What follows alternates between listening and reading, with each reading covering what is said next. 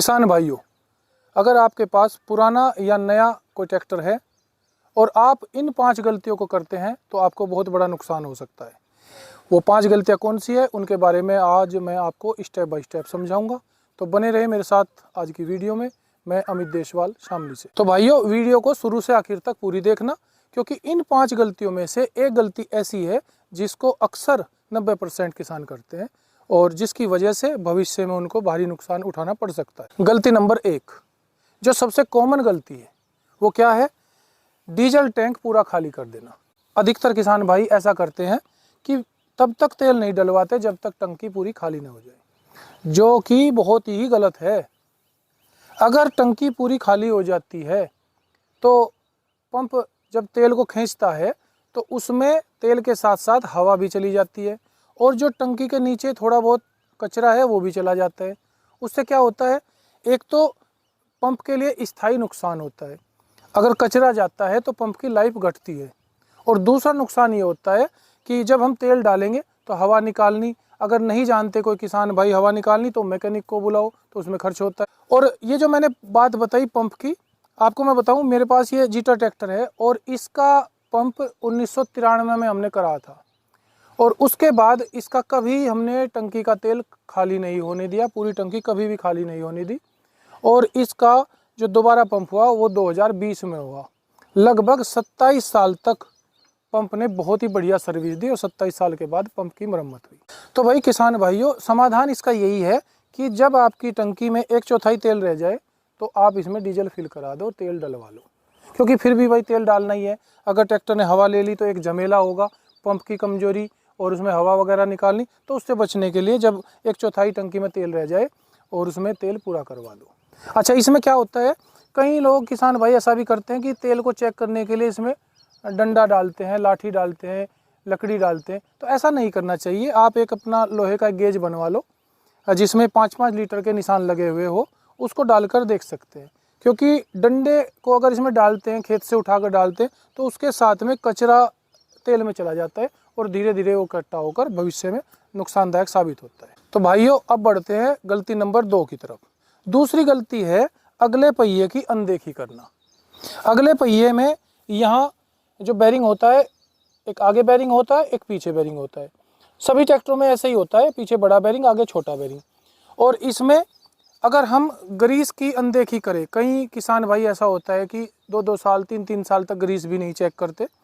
तो ऐसे में अगर ग्रीस सूख जाए या बैरिंग घिस जाए और ट्रैक्टर आपका सड़क पर दौड़ रहा है और बैरिंग फूट जाए तो पहिया निकल जाता है और बड़ी दुर्घटना हो सकती है। तो ऐसी अनदेखी नहीं करनी चाहिए। अपने कार्य के अनुसार महीना 2 महीना, जिसका जितना कार्य है, ट्रैक्टर ज़्यादा चलता है या कम चलता है, उसके अनुरूप समय घट बढ़ सकता है।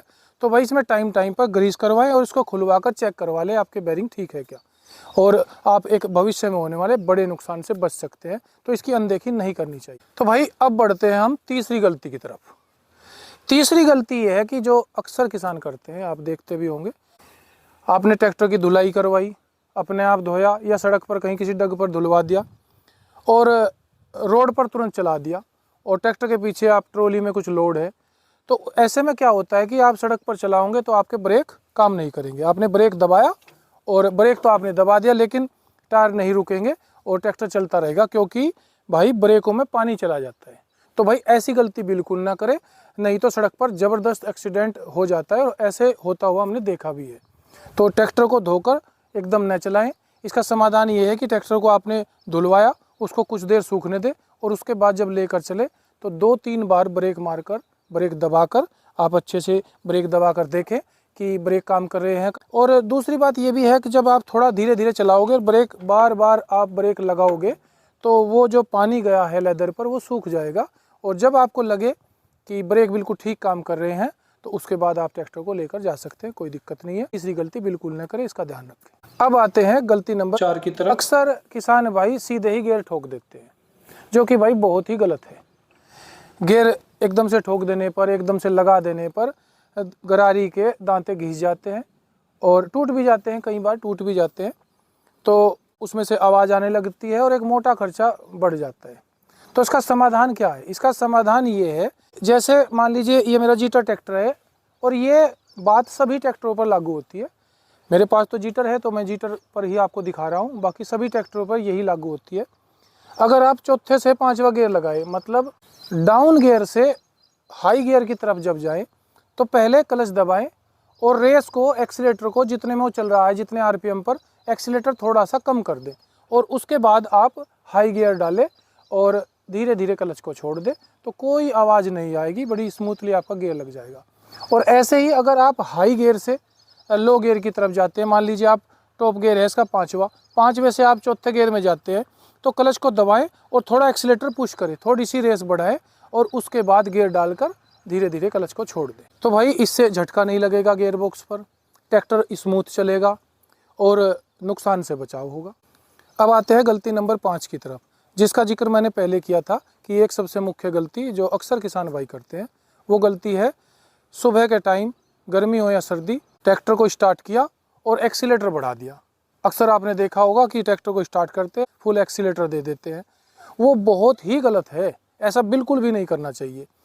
मौसम चाहे गर्मी का हो चाहे सर्दी का, सर्दी में विशेष एहतियात बरतनी चाहिए, लेकिन गर्मी में भी आप अगर ट्रैक्टर को सुबह स्टार्ट करते हैं तो उसका जो मोबिल ऑयल है इंजन के निचले हिस्से में जा रहता है और स्टार्ट करने के तुरंत बाद वो ऊपर पिस्टन पर और टैपिट्स पर आगे जहाँ जहाँ उसको सप्लाई है वहाँ पर नहीं पहुँच पाता।